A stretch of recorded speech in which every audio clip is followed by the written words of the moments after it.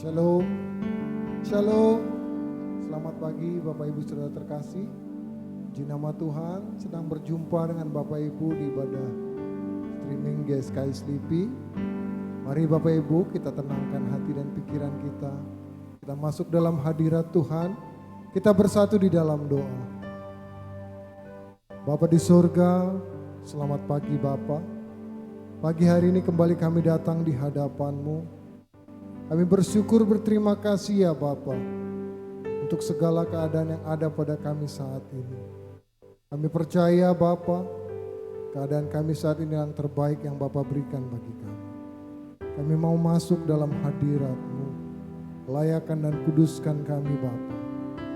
Dimuliakanlah Bapa atas hidup kami, dan kami dengan hati yang tulus memuji dan menyembah-Mu Bapa. Terpujilah nama-Mu Tuhan, di dalam nama Yesus yang mulia. Amin. Haleluya. Tuhan yang ditinggikan, Tuhan yang dimuliakan.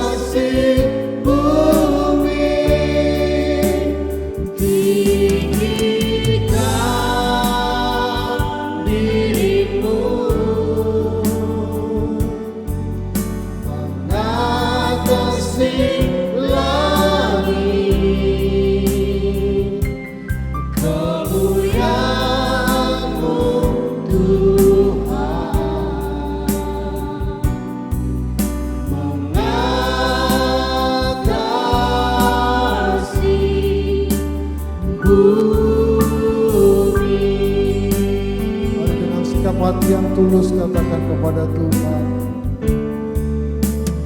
ku bersyukur padamu Tuhan atas kasih-Mu.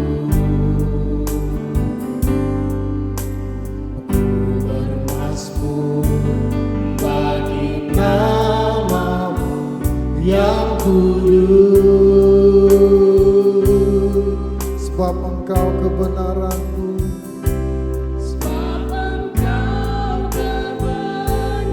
padamu ku percaya, padamu ku percaya.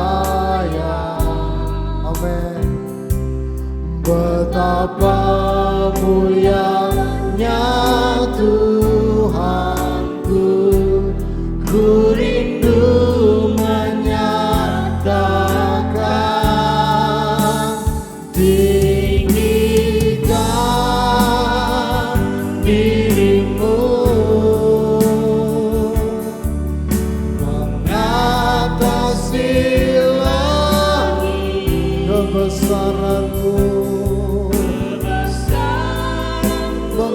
mengatasi bumi.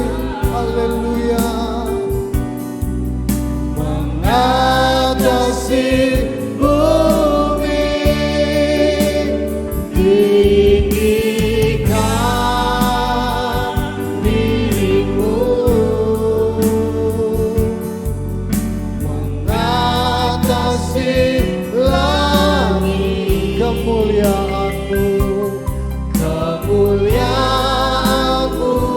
Tuhan mengatasi bumi,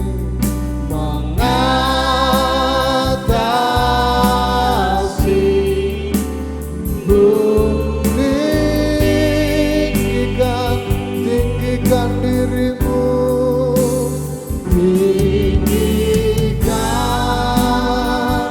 dirimu,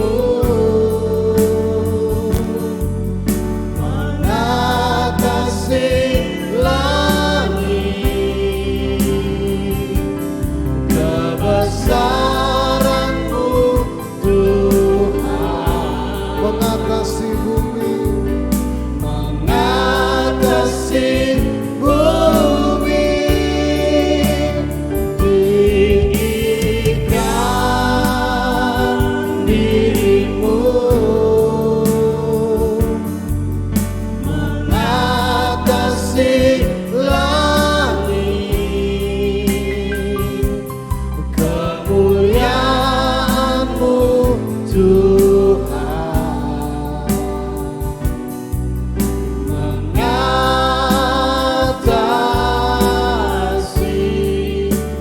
bumi. Mari dengan tulus hati ini akan pujian dari awal bersama katakan, ku bersyukur padamu Tuhan atas kasih-Mu, atas kasih ku bermazmur, ku bermazmur bagi nama-Mu yang kudus,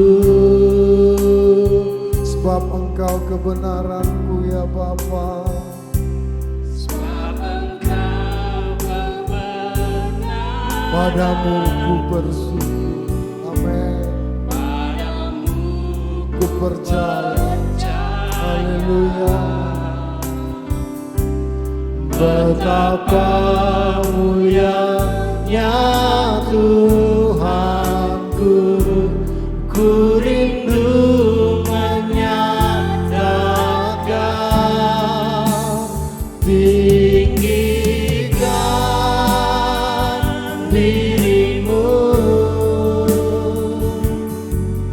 mengatasi langit, kebesaran-Mu, mengatasi bumi, haleluya, mengatasi bumi, tinggikan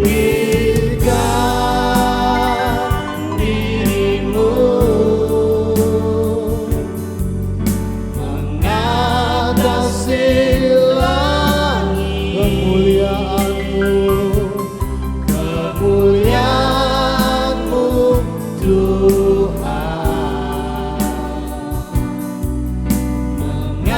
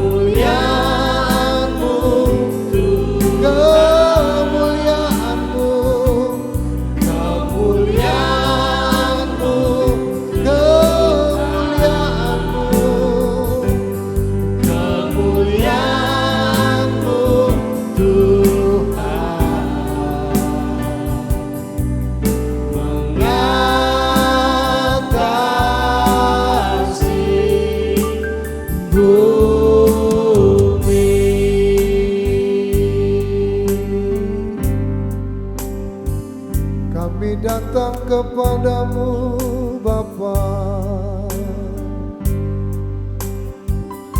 dengan segenap hati. Bapa yang layak ditinggikan,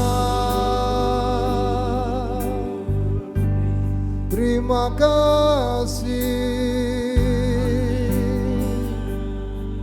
Segala hormat, pujian, syukur, kami datang menyembah-Mu yang mulia bersama para malaikat penyembah-Mu. Terima kasih Bapa di surga. Haleluya,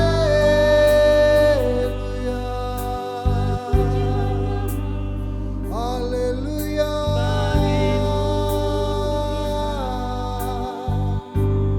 Sembah kami kepadamu yang kudus. Terima kasih Bapa, terima kasih. Haleluya. Bapak Ibu yang ada di rumah, mari kita semua bangkit berdiri. Haleluya. Sebab Kau yang besar Tuhan, sebab Kau besar, perbuatan-Mu ajaib, tiada seperti Engkau, tiada seperti Engkau. Sebab Kau besar, perbuatan-Mu ajaib, tiada seperti Engkau, tiada seperti Engkau. Sebab Kau besar, haleluya. Sebab Kau besar, perbuatan-Mu ajaib, tiada seperti Engkau, tiada seperti Engkau. Sebab Kau besar, perbuatan-Mu ajaib, tiada seperti Engkau, tiada seperti Engkau, tiada seperti Engkau, tiada seperti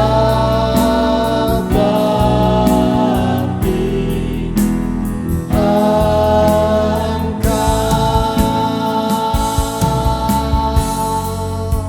Haleluya. Amin. Segala kemuliaan hanya bagi-Mu ya Bapa. Terpujilah nama-Mu, kami siap memuji dan memuliakan nama-Mu. Di dalam nama Yesus yang mulia kami berdoa. Amin. Haleluya. Tetap berdiri Bapak Ibu Saudaraku. Masuk hadiratnya dengan hati bersyukur. Masuk gerbangnya dengan pujian. Haleluya. Dengan sukacita naikkan pujian ini bersama-sama.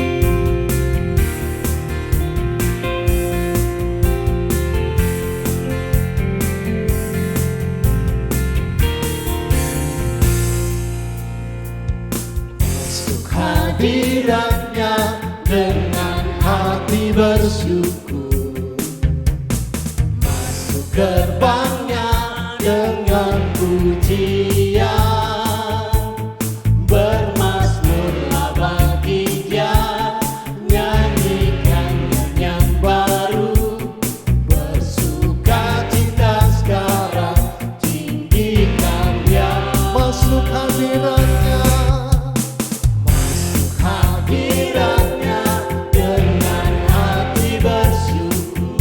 gerbangnya, gerbangnya dengan pujian, bermazmurlah bagi Dia, nyanyikan nyanyian baru, bersukacita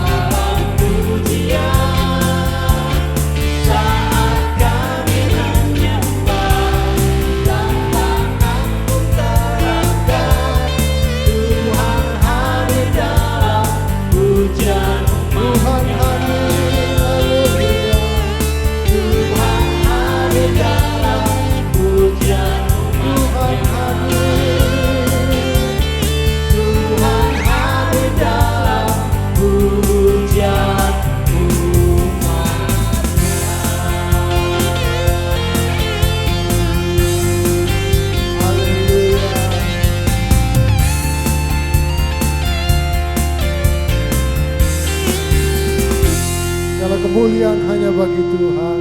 Bapak Ibu yang ada di rumah silakan duduk kembali. Haleluya. Setiap langkah kita Tuhan yang telah pimpin dan diatur olehnya. Asal kita sungguh-sungguh menyatakan diri kita kepada Dia.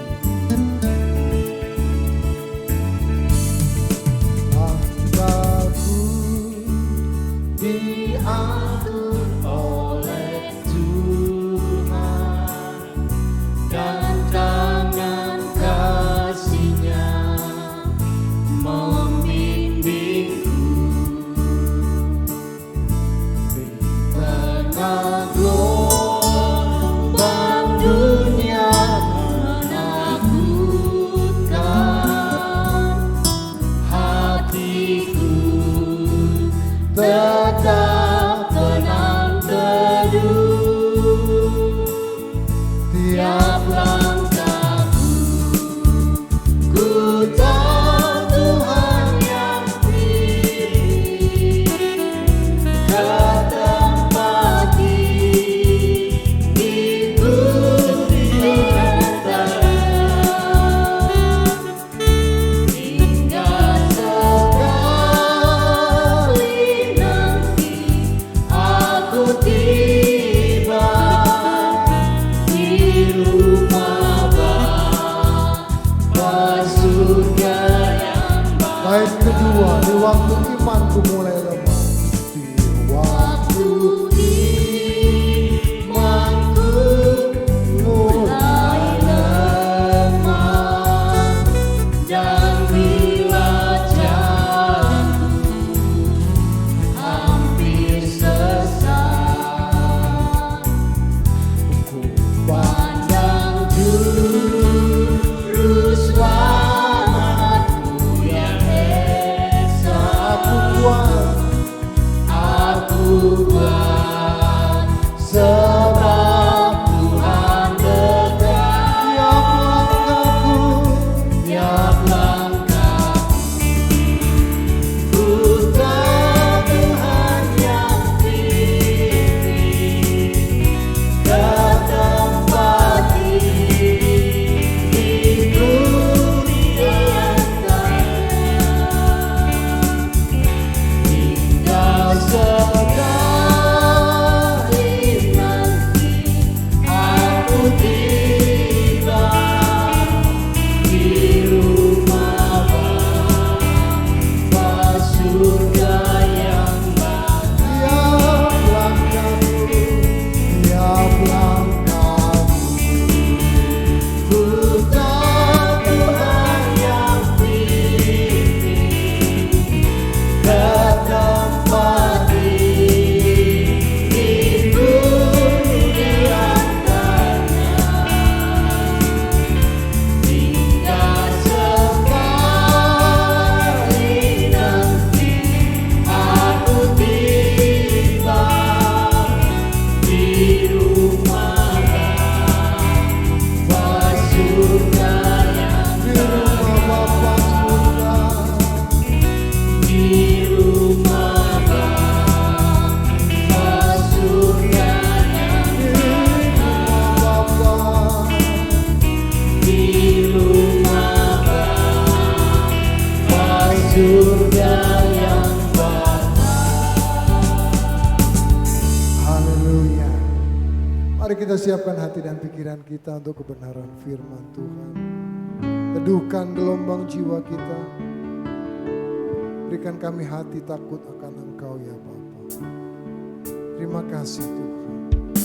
Inilah hidup kami persembahkan dan kami siap menerima kebenaran firman. Haleluya.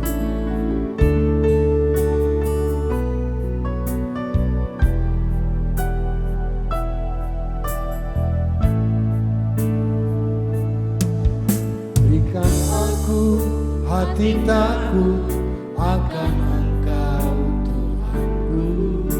Perhatikan firman-Mu setiap hari.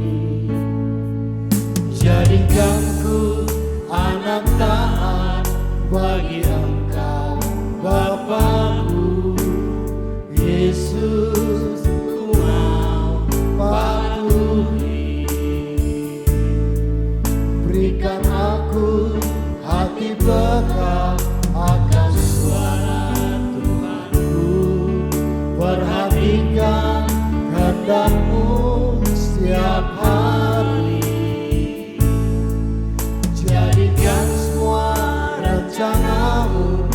genap dalam hidupku.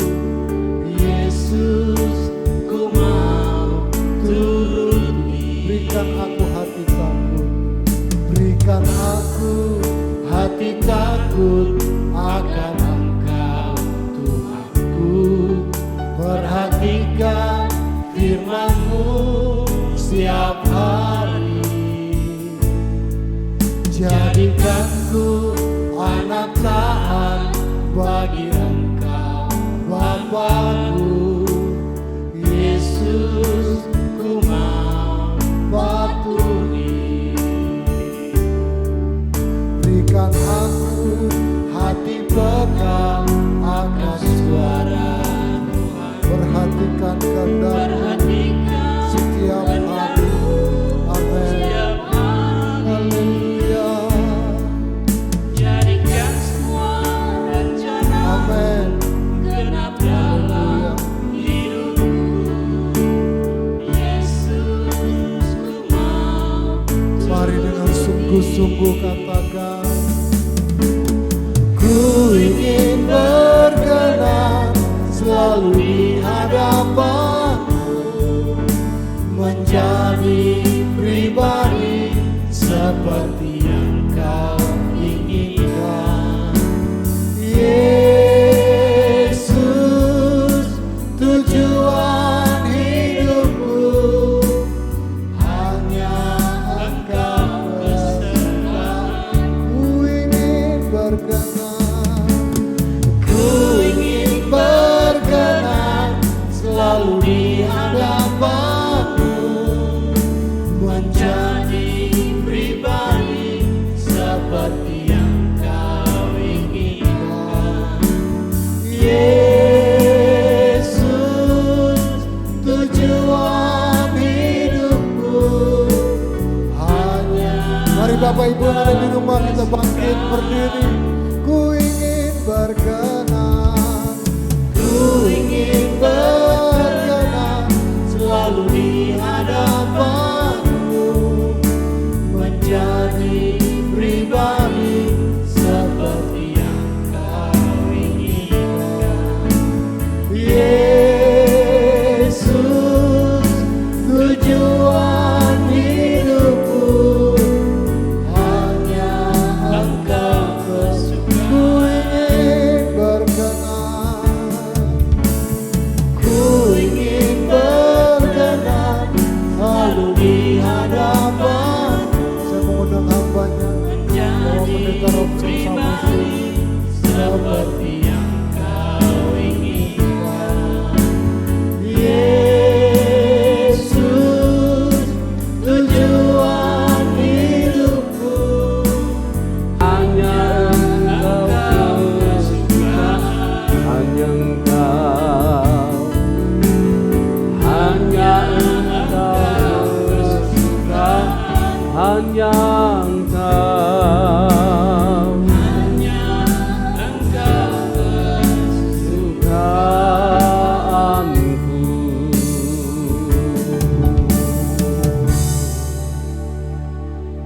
Di tengah banyak keindahan yang dunia tawarkan bagi kami, sukar rasanya memang menjadikan Engkau sebagai kesukaan dalam hidup kami.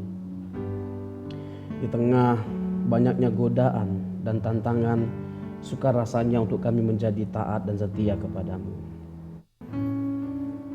Untuk itu, kami mohon pertolongan dan anugerah-Mu untuk terus menuntun, melingkupi, menjagai, merestorasi kehidupan kami. Biarlah Roh-Mu yang selalu menyertai dan melihara hidup kami dengan sempurna, agar kami Engkau dapati tetap setia sampai pada akhirnya. Berkati kami dengan kebenaran firman-Mu ya Tuhan.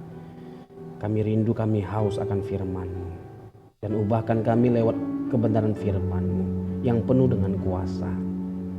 Di dalam nama Yesus kami siap mendengarkan firman-Mu. Amin.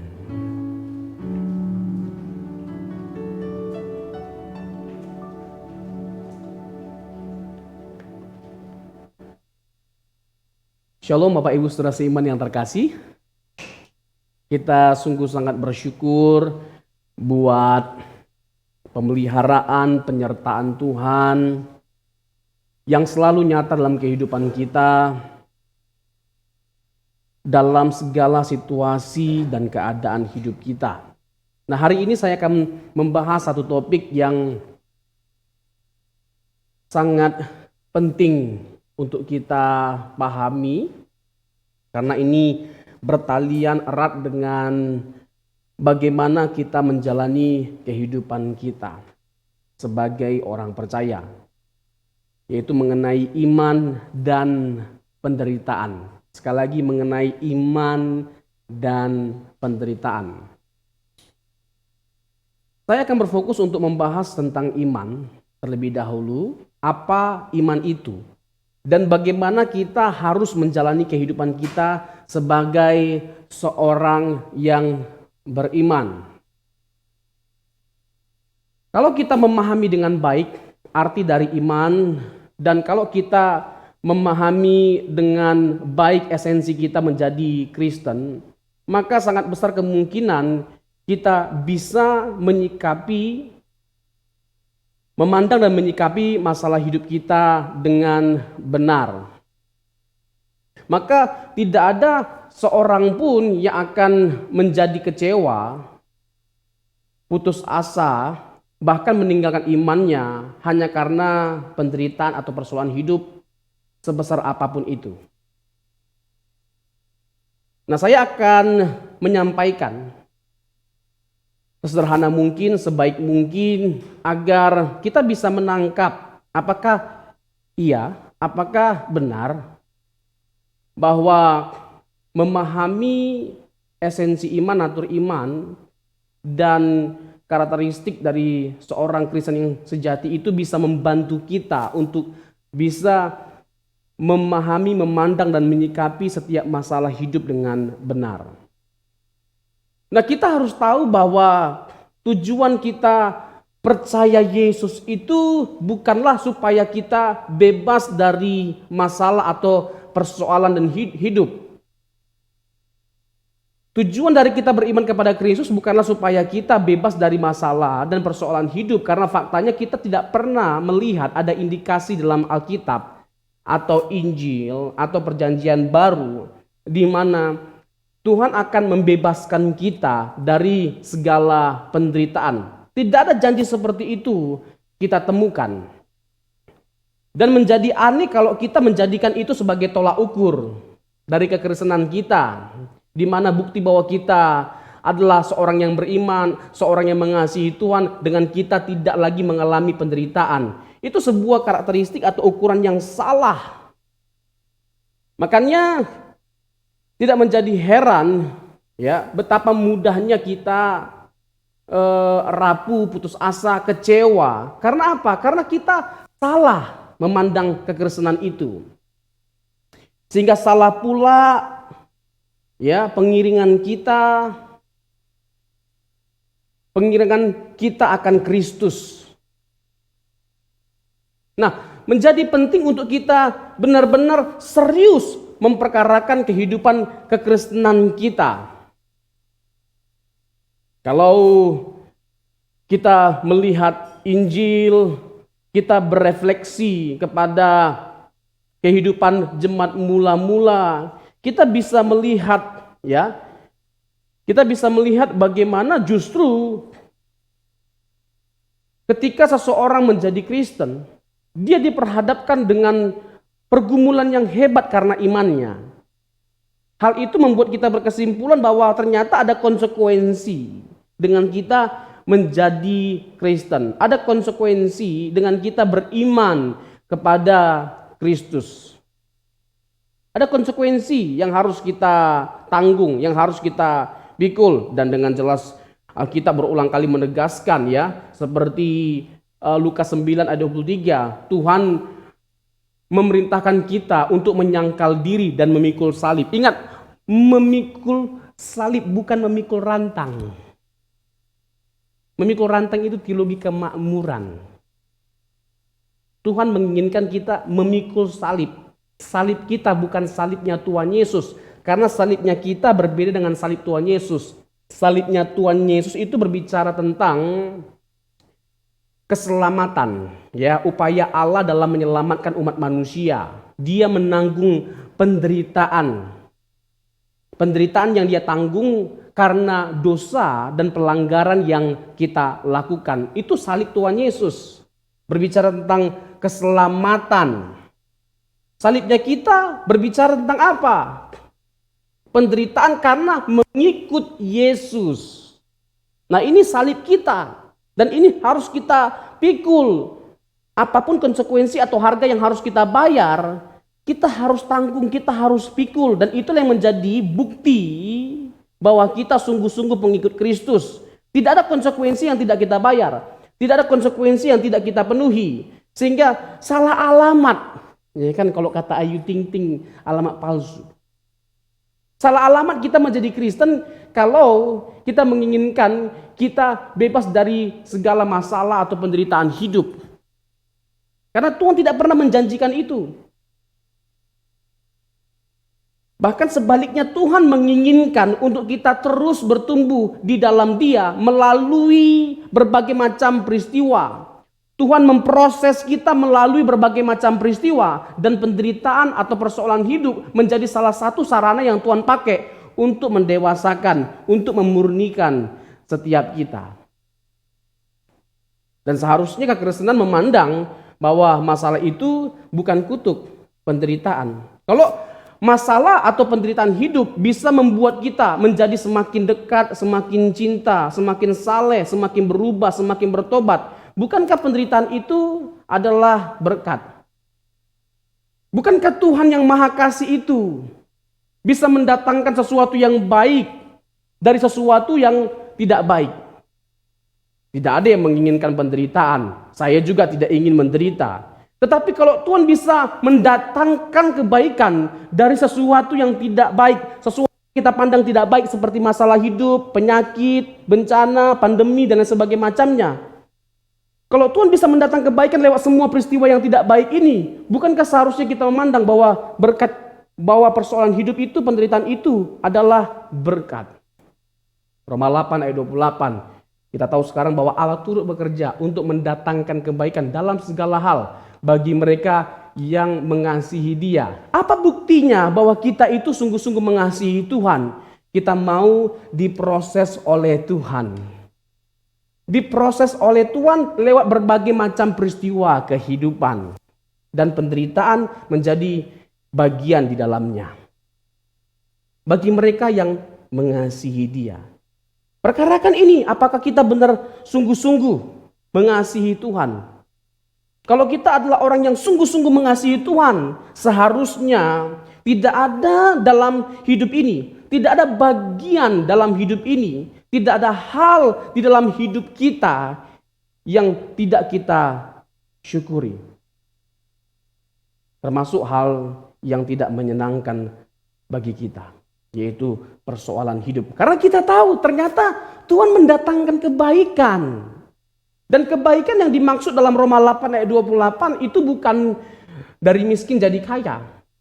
Tidak punya mobil lalu punya mobil, tidak punya rumah jadi punya rumah. Bukan kebaikan seperti itu yang dimaksudkan oleh Paulus dalam Roma 8 ayat 28. Dari mana kita akhirnya menemukan kebaikan yang dimaksud dalam Roma 8 ayat 28? Dari ayat 29. Di mana ketika kita dipanggil oleh Tuhan menjadi percaya kepada Dia, dan kita yang telah terpanggil belajar untuk mengasihi Dia.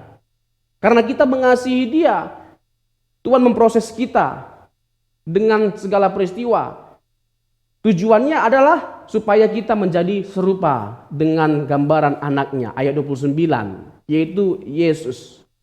Jadi jangan menurunkan standar kebaikan Tuhan. Jangan menurunkan standar kebaikan Tuhan. Kehendak Tuhan yang terbesar dalam kehidupan kita, kebaikan terbesar yang Tuhan mau anugerahkan dalam kehidupan kita adalah menjadikan kita serupa dengan anaknya, yaitu Yesus Kristus. Remeh-temeh kalau kita memandang kebaikan itu dalam pengertian berkat jasmani, dalam bentuk apapun itu. Saya bukan tidak percaya bahwa Tuhan itu bisa mendatangkan kebaikan dalam hal jasmani. Semua berkat yang baik, semua yang baik itu bersumber daripada Tuhan. Tetapi jangan memaksakan pikiran kita, ya, jangan memaksakan maksud kita terhadap suatu ayat. Yang mana ayat itu tidak berkata demikian. Lihat konteksnya. Belajar jujur untuk mengartikan, memahami kebenaran firman Tuhan dengan kaidah-kaidah ilmu tafsir yang baik, ilmu tafsir yang benar. Dan salah satunya adalah jangan melepaskan teks dari konteks. Nah, konteksnya adalah Tuhan menginginkan untuk kita bisa menjadi seperti Yesus. Dan inilah yang menjadi keuntungan terbesar kita dengan kita memilih Kristus. Inilah yang menjadi berkat terbesar dalam hidup kita dengan kita menjadi Kristen. Di mana kita diberi peluang, kesempatan untuk kita hidup seperti Tuhan Yesus. Tidak bisa tidak jadi Kristen. Karena seseorang tidak mungkin bisa menjadi seperti Tuhan Yesus kalau tidak menjadi Kristen. Nah, kabar bahagia bagi setiap kita yang sudah menjadi Kristen, yaitu kita diberi peluang untuk menjadi seperti Tuhan Yesus. Jangan tidak mempergunakan kesempatan ini, karena kesempatan ini kesempatan mahal. Harga untuk kita mendapatkan kesempatan ini itu tidak ternilai. Alkitab mengatakan bahwa bukan dengan emas, bukan dengan perak, tetapi dengan harga yang mahal, yaitu dengan darah. Darah siapa? Nggak tanggung-tanggung, bukan darah para nabi, bukan darah para imam, bukan darah para rasul, tapi dengan darah Yesus. Darah anak Allah, anak domba Allah. Yohanes 1 ayat 29 ketika Yohanes berkata, lihatlah anak domba Allah yang menghapus dosa dunia. Jadi harga yang dibayar oleh Tuhan untuk kita boleh kembali kepada rancangannya yang semula, di mana kita bisa tidak berbuat dosa, itu mahal sekali. Yaitu darah Yesus. Dan jangan pernah mengukur kebaikan Tuhan dengan hal-hal yang bersifat jasmani, hal-hal yang bersifat lahiriah. Tidak kurang kasih Tuhan, tidak pernah kurang kasih Tuhan bagi setiap kita. Hanya karena kita nggak mendapatkan pertolongan secara jasmani, kita nggak disembuhkan dari sakit kita tidak diberkati secara finansial. Jangan mengukur kebaikan Tuhan dengan semuanya ini. Nggak menjadi kurang cinta Tuhan, kasih Tuhan, kalau Tuhan tidak menolong kita dari semuanya ini. Karena bukti dari cinta Tuhan yang sempurna, yang terbesar, sudah Dia tunjukkan, Dia nyatakan 2000 tahun yang lalu melalui karya salib. Salib adalah bukti bahwa Tuhan begitu mengasihi kita dengan kasih yang sempurna. Salib adalah bukti cinta Tuhan yang tidak terbatas, yang tidak terukur, yang tidak ternilai bagi setiap kita. Coba, betapa berharganya, betapa mulianya kita di hadapan Tuhan.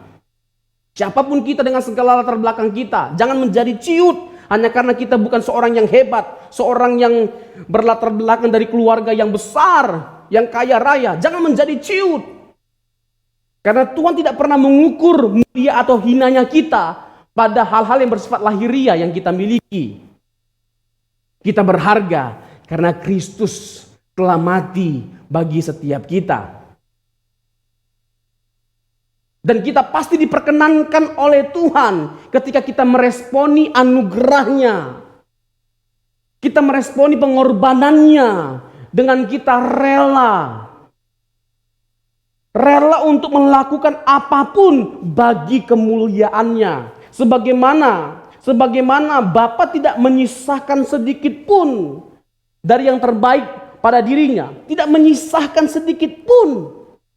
Tidak ada yang tersisa, semuanya sudah Dia persembahkan. Bahkan yang terbaik dari segala yang terbaik sudah dianugerahkan bagi setiap kita. Apa itu? Anaknya yang tunggal.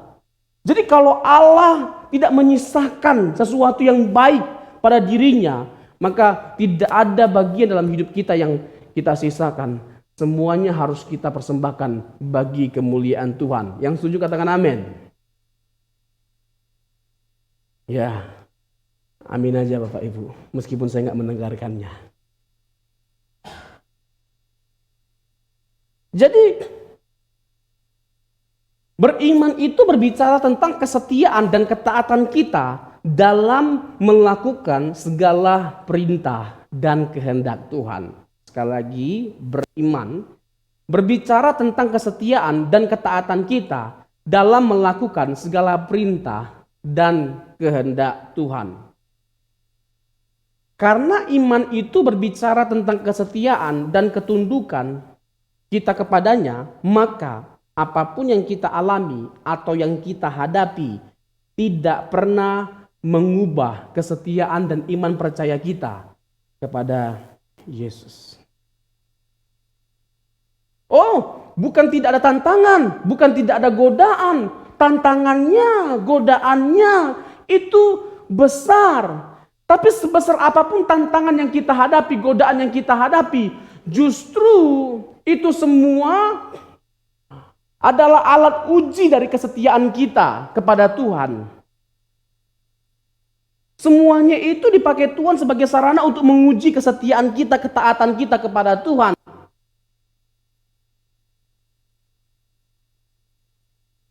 Biarlah Tuhan disenangkan lewat kesetiaan kita, lewat iman kita, lewat percaya kita, lewat kasih kita. Biarlah dia mengecap semuanya itu pada diri kita. Di mana tidak ada sesuatu apapun yang membuat kita menjadi meragukan kasihnya, cintanya. Sama seperti yang ditunjukkan oleh para rasul atau jemaat mula-mula. Mereka mengalami konsekuensi iman yang begitu luar biasa. Mereka menderita. Mereka diperhadapkan dengan begitu banyak sekali tantangan iman. Mereka mengalami penganiayaan. Bahkan sampai mereka kehilangan nyawanya.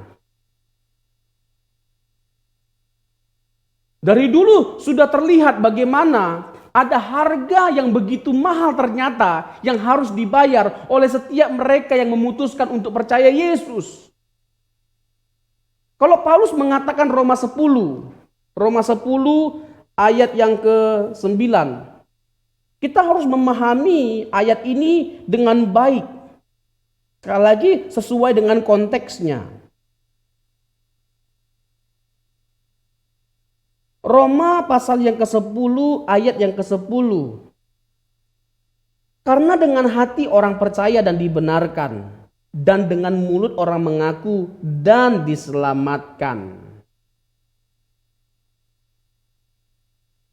Tidak jarang ayat ini disalahpahami, sehingga orang memandang rendah keselamatan itu, seakan-akan tidak ada tanggung jawab dari kita sebagai orang percaya, karena Kristus telah mati bagi setiap kita. Itu sebuah pandangan yang sangat-sangat keliru, sangat-sangat salah. Kita harus melihat ayat ini sesuai dengan konteksnya. Kepada siapa Paulus mengalamatkan ayat ini dan apa yang melatar belakangi Paulus menegaskan ayat ini. Karena dengan hati orang percaya dan dibenarkan, dan dengan mulut orang mengaku dan diselamatkan. Mereka diperhadapkan dengan sebuah tantangan iman. Waktu itu Nero yang berkuasa, dan Nero sangat membenci orang Kristen. Bahkan mereka terancam untuk dibunuh, kehilangan nyawa, dihukum, disalibkan, dibakar. Memang gila ini Nero, gila, maniak akan nyawa orang-orang Kristen. Disiksa, dianiaya, dihukum, dipenjarakan, disalibkan, dibunuh, dimutilasi, dibakar hidup-hidup. Sangat membenci orang Kristen. Tetapi ada kesempatan untuk orang Kristen itu bisa selamat kalau mereka menyangkali imannya. Nah, Paulus menegaskan ayat ini supaya tidak ada seorang pun yang menyangkali imannya. Karena kalau sampai mereka menyangkali imannya, tidak ada dasar untuk mereka bisa diselamatkan. Tetapi mungkin menjadi sebuah pertanyaan terbesar. Bagaimana kita bisa kuat menghadapi tantangan iman pada waktu itu? Tapi sebelumnya saya mau tegaskan bahwa Roma 10 ayat 10 ini bukanlah sesuatu yang tidak mengandung konsekuensi. Jadi kalau mereka mau menyangkal iman mereka, mau berlaku tidak setia, menolak Yesus, mereka selamat. Nah, itulah tantangannya pada waktu itu. Di mana kita bisa berubah setia.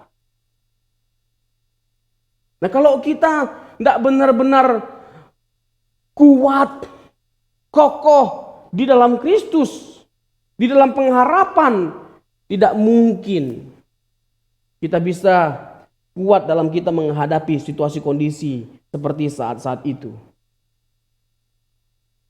Jadi luar biasa perjuangan, pergumulan kita sebagai orang Kristen. Dan kalau saya boleh menegaskan, tidak mudah kita menjadi Kristen. Sama sekali menjadi Kristen itu bukan pilihan yang enak. Sama sekali menjadi Kristen bukanlah pilihan yang terbaik bagi mereka yang masih hidup duniawi, hidup secara duniawi.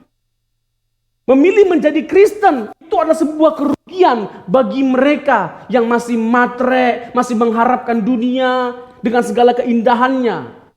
Injil bukanlah menjadi sesuatu yang menarik bagi mereka.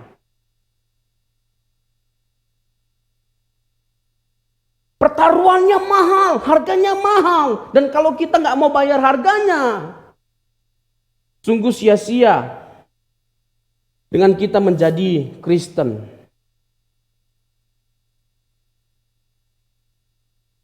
Saya tidak bermaksud untuk berlebihan mengungkapkan, menegaskan semuanya ini. Semuanya ini kan kalau kita jujur dengan Alkitab, melihat Alkitab,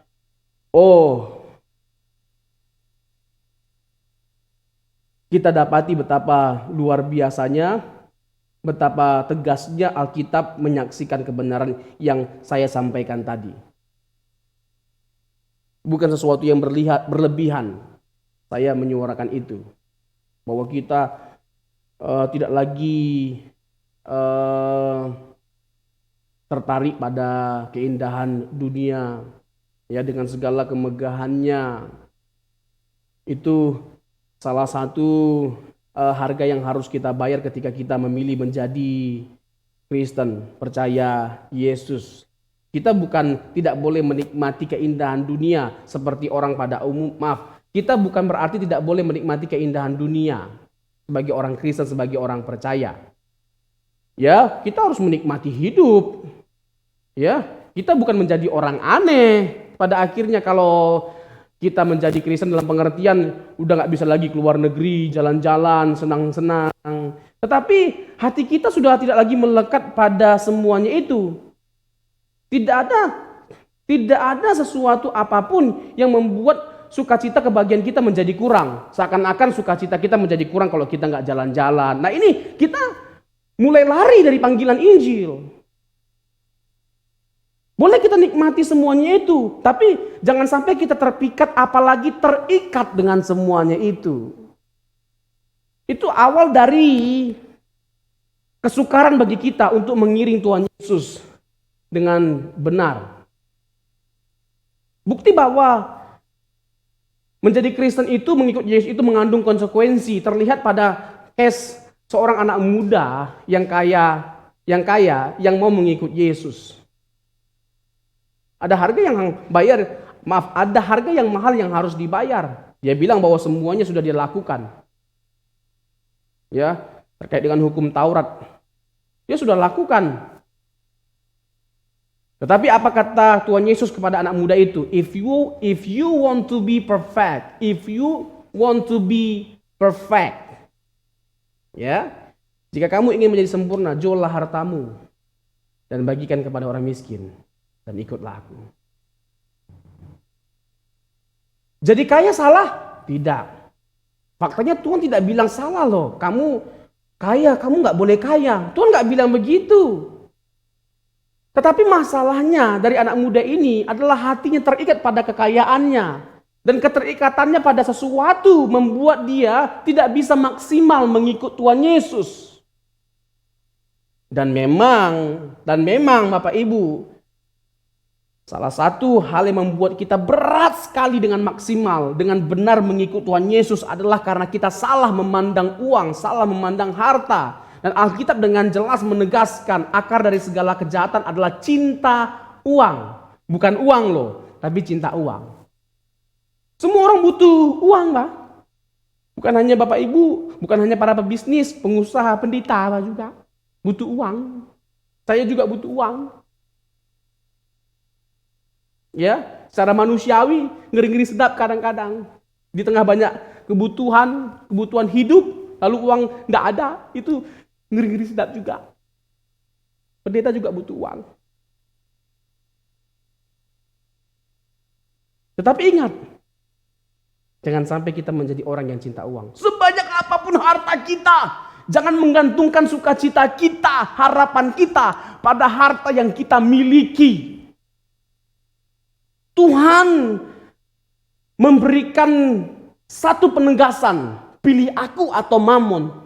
Tuhan tidak membandingkan dirinya dengan setan, karena setan tidak sebanding dengan Tuhan. Tentu juga dengan mamon tidak sebanding. Tetapi orang rela mempertaruhkan apapun, bahkan menyembah setan demi mendapatkan uang. Nah, kita itu percaya Tuhan untuk mendapatkan uang atau apa? Nah, kalau kita percaya Tuhan supaya kita mendapatkan uang, mendapatkan kekayaan, berarti bukan Tuhan yang kita jadikan tujuan. Tuhan hanya sebagai pelengkap. Nah, itu berbahaya, kita harus persoalkan. Sekali lagi, akar dari segala kejahatan adalah cinta uang. Tidak sedikit ya, banyak kasus-kasus yang mengerikan yang terjadi hanya karena orang butuh uang. Ya, hanya karena orang tidak bisa hidup tanpa uang. Ya, mereka ini disebut sebagai orang-orang yang cinta uang, sehingga gelap mata melakukan apapun asalkan mendapatkan uang. Integritas dipertaruhkan pada akhirnya. Nah, ini yang mengerikan. Tetapi kalau kita sudah memandang uang dengan benar, tidak otomatis ya, semuanya akan baik. Ya, kerohanian kita akan baik, tidak otomatis. Tapi sangat besar kemungkinan bahwa kita bisa memiliki satu kehidupan yang berkenan di hadapan Tuhan. Ya, at least kita sudah punya nilai plus dengan kita tidak cinta uang. Jadi sekali lagi Bapak Ibu, saya harus menegaskan bahwa beriman kepada Kristus tidak membuat kita luput dari penderitaan, tidak membuat kita luput dari masalah. Justru penderitaan, masalah hidup ya adalah sarana yang Tuhan pakai untuk memurnikan, mendewasakan, membentuk, memproses setiap kita. Sehingga kita boleh menjadi semakin serupa dengan Tuhan Yesus. Selain itu kita tinggal di dunia yang penuh dengan penderitaan. Kita nggak bisa mengelak ya dari masalah hidup, dari persoalan hidup. Kita nggak bisa menghindari yang namanya penderitaan hidup. Tapi tentu kita butuh pijakan ya, butuh pijakan untuk kita bisa tertopang, untuk kita bisa kuat saat kita menghadapi badai hidup, badai persoalan hidup. Nah, kalau kita merujuk kepada model ya yang ditampilkan oleh jemaat Roma, aduh, kagum sekali kita. Cocok lah ya kalau kita berbicara tentang iman dan penderitaan berdasarkan surat Roma. Ya, ada pergumulan iman yang begitu luar biasa. Tapi penderitaan dan penganiayaan yang mereka hadapi tidak membuat mereka gentar dan berubah setia kepada Tuhan. Tidak. Nah, tentu yang menjadi pertanyaannya adalah mengapa bisa? How could this be? Mengapa bisa seperti itu? Roma 8 ayat 17. Roma 8 ayat 17. 18 dengan tegas dikatakan di sana. Roma 8 ayat 17. Dan jika kita adalah anak, maka kita juga adalah ahli waris. Sampai di sini semua orang pasti mengaminkan. Amin, ahli waris. Ya kan, di otaknya banyak duit, sukses, ya kan, kaya, bergelimpangan harta, ya kan, semua baik, semua aman. Sampai di sini semua yes. Ya. Tapi pertanyaannya, apakah benar seperti itu yang dimaksudkan dalam ayat ini? Mari kita lanjut, jangan hanya berhenti di situ. Ya. Tapi satu sisi memang kita harus syukuri. Karena kita yang telah menjadi percaya Yesus dijadikan sebagai orang ahli waris. Ya. Maksudnya orang-orang yang berhak menerima janji-janji Allah. Oh, yes lagi. Ya kan? Janji-janji Allah. Selanjutnya, yang akan menerimanya bersama-sama dengan Kristus. Waduh, semakin mantap ini bunyi ayatnya. Nah, ini dia lanjutannya. Di sini orang mulai, tunggu dulu Pak Pendeta. Ini benar nggak ini ayatnya ini bunyinya kayak gitu? Ini Pak ayatnya apa? Apa itu Pak Pendeta emangnya? Kita lanjutkan. Yaitu jika kita menderita bersama-sama dengan Dia. Yaitu jika kita menderita bersama-sama dengan Dia. Jadi panggilan untuk mengikuti Yesus, mengiringi Tuhan Yesus, bukan hanya pada waktu orang buta melihat kita miskin menjadi kaya, sakit disembuhkan, orang lapar ya diberi makan, bahkan banyak sisanya. Dan tahukah Bapak Ibu kenapa banyak sisa? Karena tidak ada orang Batak di sana. 12 bakul. Coba ada orang Batak di Palastik sudi. Kasihan Tuhan Yesus, gak ada mujizatnya, gak ada bukti mujizatnya, 12 bakul sisa. Dibawa pulang semuanya. Just kidding.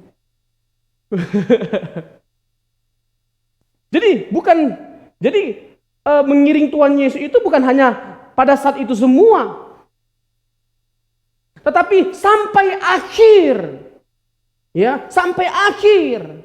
Dan kehidupan yang dijalani oleh Tuhan Yesus menjadi pola bagi kehidupan kita dalam mengiringi Dia. Di mana kita juga akan menderita seperti Dia, tetapi juga kita harus memiliki karakteristik seperti yang Dia miliki, di mana Dia setia dan taat absolut mutlak sampai mati. Filipi 2 ayat 8. Yesus taat sampai mati. Oh, itu kan Tuhan Yesus Pak Pendeta. Kita kan manusia, masa kita bisa taat sempurna seperti Tuhan Yesus? Memang Dia Tuhan, siapa yang bilang tidak? Tapi itu bukan alasan. Hanya karena kita manusia, Dia Tuhan lalu kita gak bisa ngikut Dia. Kan Alkitab mengatakan Filipi 2 ayat 8, 6 sampai 8. Ya, yang walaupun dalam rupa Allah tidak menganggap kesetaraannya dengan Allah sebagai milik yang harus dipertahankan, melainkan telah mengosongkan dirinya dan mengambil rupa seorang hamba. Ibrani 2 ayat 17. Dalam segala hal Dia disamakan dengan manusia. Mengapa Dia ketika menjelma menjadi manusia mengosongkan diri dan dalam segala hal disamakan dengan manusia, supaya kita manusia menjadi sama dengan Dia dalam segala hal. Termasuk dalam hal ketaatan sampai pada kematian.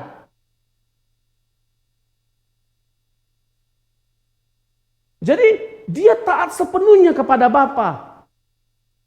Sempurna ketaatannya. Jadi inilah tuntutan yang harus kita penuhi sebagai pengikut Yesus. Kalau kita mau mengikut Yesus, jangan hanya berhenti pada waktu kita diberkati, kita disembuhkan. Tapi pada waktu kita menderita sekalipun, kita harus tetap mengikut Yesus.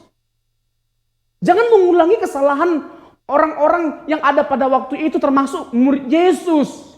Yang waktu Yesus mulai masuk ke dalam misi yang sebenarnya yang harus dia pikul, yaitu keselamatan dengan jalan mengalami penderitaan. Kocar-kacir semua. Semua meninggalkan Tuhan Yesus. Karena apa? Karena motivasi mereka mengikut Yesus itu salah. Dan bertobat bagi setiap kita yang punya motivasi yang salah dalam mengikut Yesus. Mengapa kita kecewa? Mengapa kita kecewa saat kita menderita? Dan kita nggak mendapatkan pertolongan dari Tuhan pada waktu kita menderita, pada waktu kita sakit, pada waktu kita susah. Mengapa kita kecewa ketika kita nggak mendapatkan pertolongan? Karena kita salah memandang Tuhan, kita salah memahami Injil, kita memiliki motivasi yang salah dalam mengikut Tuhan. Jadi wajar kita kecewa. Saya tidak mengatakan bahwa berarti mengikut Yesus tidak ada sesuatu yang baik. Tidak ada kebaikan yang lebih tinggi. Tidak ada kebaikan yang lebih hebat, lebih besar selain nanti kita akan dipermuliakan bersama dengan Kristus. Dan harapan inilah yang membuat jemaat Roma bisa kuat dalam mereka menghadapi penderitaan, bahkan ketika mereka terancam untuk kehilangan nyawa. Dipermuliakan bersama dengan Kristus adalah alasan mengapa mereka tetap kuat, tetap setia, dan bertahan di tengah atau dalam berbagai macam penderitaan atau penganiayaan yang mereka alami.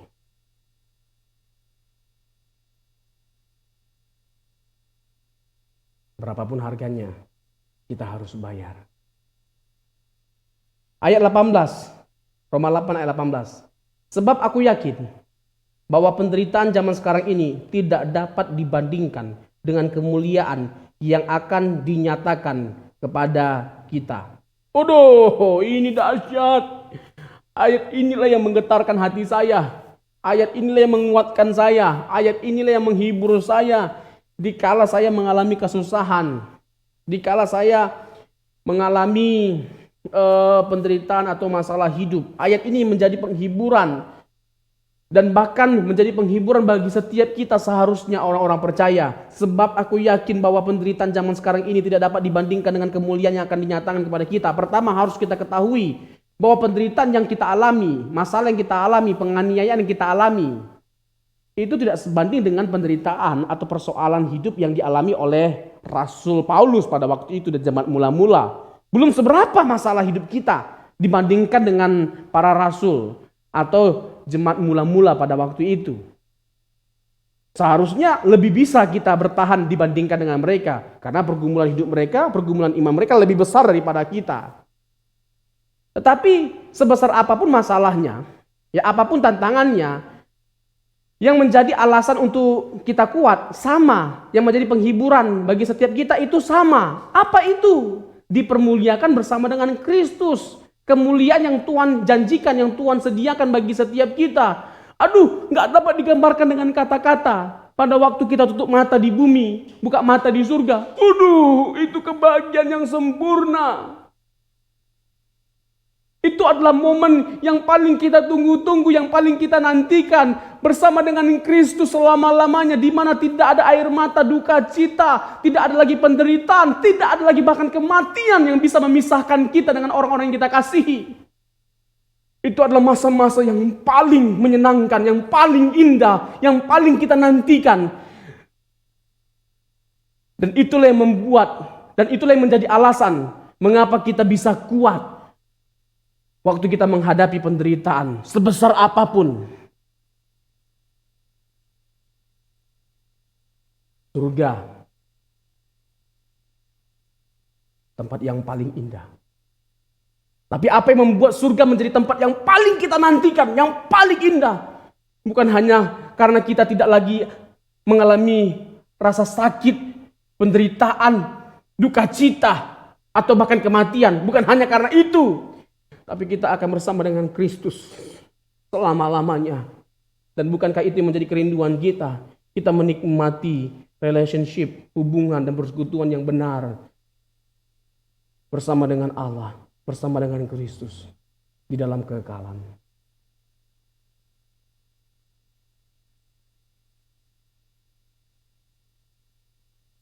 Sungguh dahsyat kebenaran firman ini.